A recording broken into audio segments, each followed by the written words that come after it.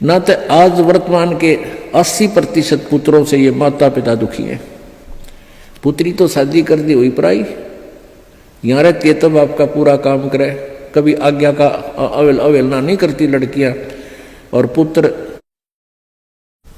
छोटा ऐसा लाग जा रखो अलान ना करूं क्यों, और बेटी कभी नहीं बेचारी मना करती। तो हमने इन अज्ञानी अनजान ऋषि संतों के अज्ञान के कारण हम इतना भेद बना बैठे थे एक आत्मा में, आत्मा वही बेटी और बेटे की।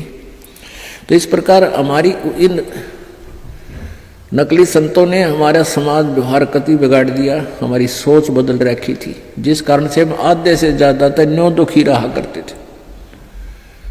अब वर्तमान में आप देख रहे हो पुत्र, ये बुरी बात नहीं है पुत्र अब, लेकिन इस ज्ञान को प्राप्त करके आपका फिर पुत्र हो चाहे पुत्री आपको दुखी नहीं करेंगे, क्योंकि वो बचपन से इस ज्ञान में भगवान के रंग में रंग जाएंगे और परमात्मा की शक्ति आपकी भक्ति से आपके साथ रहेगी। और मान ले कोई छोटा मोटा संस्कार में कोई निकम्मा बालक आ भी गया तो उसने मालिक ठीक करेंगे, सीधा करेंगे, उसको किसी प्रकार भी करें चाहे, आपको दुख नहीं होने देंगे। तो इसलिए परमात्मा की हम चाह में भटका करते थे कि वो सारे ही सुख दिया करता है। कबीर हाड जले लकड़ी जले और जले जावण हारे, और देखण आड़े भी जले अब किस्तें करूं पुकार।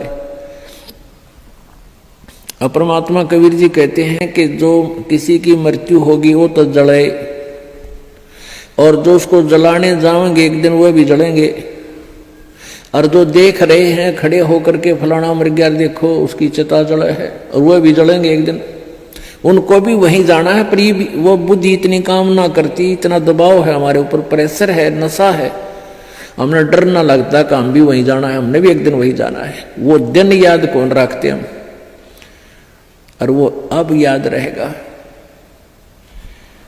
मौत बेसारी बावड़े तन अचरज किया कोने, तन माटी में मिलेगा जो आटे में लोने। एक भगत था, एक संत था, और वो संत पतला दुबला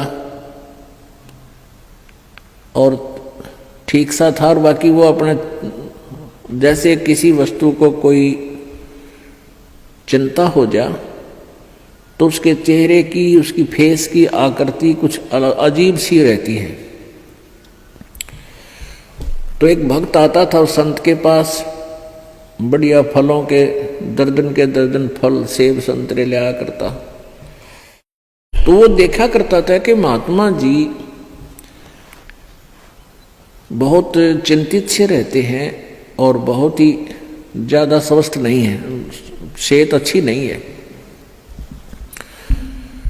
और दूसरे भक्त वहां दूध लाते थे तो वहां डेग सा बढ़ा रहा करता दूध का, फलों की टोकरी बड़ी रहती थी।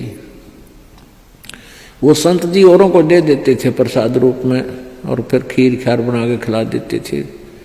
दूध आता था, चाय पानी दूध पी लेते थे, अपना थोड़ा बहुत जैसा पिया करते थे, बाकी भक्तों को पिला देते थे। तो वो एक धनी व्यक्ति जाता था, उनका सेवक, काफी संतरे ले जाता, सेब ले जाता, अच्छे फल टड़ा गया था, कुछ दक्षिणा दिया था।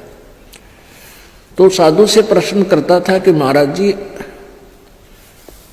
आप कुछ चिंतित से रहते हो, क्या आप खाते पीते नहीं, आप पतले दुबले भी बहुत हो गए हो। महाराज जी कहने लगे भाई बस खा लेता हूं जैसा रुचि बनती है। तो दूसरे दिन फिर उसने पूछा, दूसरे तीसरे दिन के महाराज जी क्या आपको कोई चिंता है, आप कुछ खाते पीते नहीं। आप संत जी कहने लगे भाई मुझे बहुत चिंता है, और इसलिए मेरे को कुछ खाया पिया ना जाता। तो उसने, उस धनी व्यक्ति ने सोचा भी साधु संतों की भी क्या चिंता हो है बता, हमारे कैसे गृहस्थियों ने तो 100 चिंताएं हों, पर संतों को क्या चिंता। उसने कहा महाराज जी आपको ऐसी कौन सी चिंता सता रही है। साधु ने कहा कि भाई मुझे मौत दिखाई देती है मेरी, मैं मरूंगा, इसलिए मैं मेरे पर ज़्यादा ये रुचि खान पीन में नहीं, मुझे चिंता बनी रहती है कि मेरी मृत्यु होगी। तो संत कहने लगे जी कब होगी आपकी मृत्यु? अब उस भक्त ने सोचा कि अभी निकट भविष्य में ही शरीर छोड़ते होंगे 2-4 दिन में। उस समय उस संत की 40-45 साल की आयु थी। उन्होंने बताया कि भाई अभी मेरी 40 वर्ष बाद मृत्यु होगी, 40 वर्ष के बाद, और आज मेरी 45 वर्ष की आयु हो चुकी है। तो वो धनी भगत कहने लगा, हे महाराज जी यह भी कोई चिंता हुई? मरना तो सब ने है, मृत्यु तो सबकी होगी, और साधु संत भी ये चिंता करें, कमाल की बात है, खा पिया करो, मौज करो, है ये तो सब ने मरना है क्या? अब वो प्रतिदिन आवे और यह बात कहे कि महाराज संत भी कदे मृत्यु तो डरा करें, ये तो सब ने मरना है, ये तो क्या बात है, खूब बड़े बड़े लेक्चर डाले। अब उस संत ने सोचा यो रोज दुखी करेगा, ला इसकी फड़क निकाल दूं। उसका मित्र था राजा, संत का, और संत ने उस राजा से, मित्र नहीं उसका सेवक था, राजा से कहा कि संत ने कि वो जो धनी व्यक्ति है एक सेठ, उसको फांसी की सूली की सजा सुना दे, फांसी की, लेकिन तोड़ना नहीं है, उसके लिए कोई समय निर्धारित कर दे, महीने 20 दिन का, और उसके लिए कोठड़ी में बंद करके उसने सारा सामान रख उसके पास, दूध भी फल भी खूब ठाट रखा, अच्छे बढ़िया घी दूध चूरमे खिला उसने। अब राजा अपने गुरुदेव का आदेश पाते ही राजा ने वो बुला लिया और कहा भी तेरे को फांसी की सजा सुनाई जाती है, तूने किसी व्यक्ति का मर्डर कर रखा है। अब वो धनी सेठ के सोच रहा है बड़ी बुंडी बनिया, तो मन किसी मृत्यु का कोई हत्या करी नहीं, देख फांसी की सजा होगी, दिन रख दिया 20-25 दिन, महीना 1.5 महीना जो भी। अब वो दिन तारीख दर्ज दी, 25 तारीख 24 10 30 तारीख, वो 30 तारीख रख दी महीने की, या 14 6 8 जैसे भी कोई रख दी। तो हम अपने उदाहरण के लिए उसको 8 रख दी, जो 1 महीने बाद थी, और एक कोठड़ी में बंद कर दिया, उसके आगे फल और दूध के पूरे पात्र भरे रहे, लोटे के लोटे। जब उस फांसी के दिन में 10 दिन पहले, 20 दिन जब उसने हो लिया उसको कैद में, ये पक्का हो गया तेरी फांसी होगी।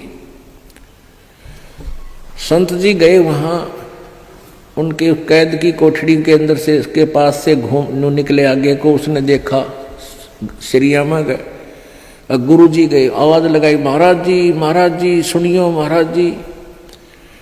महाराज जी वापस आए, वन्य देखे थे को होगा तड़े बोल लेगा, मैंने देखते ही कौन से में है वो भगत, कहा न देखा महाराज जी ने, भाई कौन है तू? अगजी में वो फलाना सेठ से। और सेठ को भी पता था, उस धनी को भी पता था कि राजा इनकी पूरी मानता है गुरु जी की, और गुरु जी तक पहुंचा संदेशा जब बात पड़े। तो उसने बताया जी मैं वो सेठ हूँ फलाना राम, मैं विशंबर दास हूँ। बोला अच्छा, अरे तू बहुत कमजोर हो गया बेटा, क्या बात है? बिल्कुल कमजोर हो गया, ये फल रखे हैं, दूध रखा है, तो बहुत वीक हो गया रे, खाता पीता को ना? अगना महाराज जी कुछ नहीं खाया जाता, एक टूक भी नीचे नहीं जाता, बस धक्के तो गेरूहे का दी रोटी अंदर जाती है शरीर में। क्या बात होगी? अब मेरे को फांसी की सजा सुना रखी है, कति झूठा केस है मेरे पर, गुरु जी मेरे दया करो, मेरी पीछा छुटवाओ। ने बोला रे खा पी, मृत्यु तो सब क्यों नहीं बेटा, खा देख दूध के गिलास भरे तेरे फल रहे, खा बेटा ठाट से, मृत्यु सब क्यों? अरे नहीं महाराज जी कति मर गया मत है, कुछ नहीं खाया जाता। जब उसने उस राजा बुलाया, भाई छोड़ दे भगत ने, ये तो निर्दोष है। तब उस संत ने बताया कि भाई लाला जी जिस प्रकार तने 8 दिखे थी ना, उन्होंने कहा था मैंने तो 8 दिखाई दिए से, कुछ नहीं खाया जाता। तो बेटा तने जिस प्रकार ये 8 दिखे है ना, क्योंकि आपको पता लग गया निश्चित होगी 8 न तू फांसी टूटेगा, डर बिना कहा तो इसी प्रकार मुझे मेरी 40 वर्ष बाद वह 8 मन दिखाई दे आज, इसलिए मेरा इस संसार में रुचि रही नहीं। जिस प्रकार आपकी ना घर में रुचि, ना कहीं की रुचि, ना तो खास खाने में रुचि तेरी, ना कोई रुचि नहीं थी, बस मरता हुआ खाऊं था और 8 के गुण गाऊं था, उस 8 पर ध्यान लगाऊं था। तो परमात्मा कहते, संत जी कहते हैं कि मैं भी भाई मन ने अपनी 8 वह 40 साल पीछे आने वाली ऐसे ही नजर आ रही जैसे आप जी को अब दिखे थी। तो पुण्यात्मा, हमारे ऊपर इतना दबाव है इन तीनों गुणों का, इस त्रिगुणमयी माया का, कि हम 10 मिनट बाद भी याद नहीं रख सकते इस मौत को, और यह रखनी चाहिए, रखनी पड़ेगी।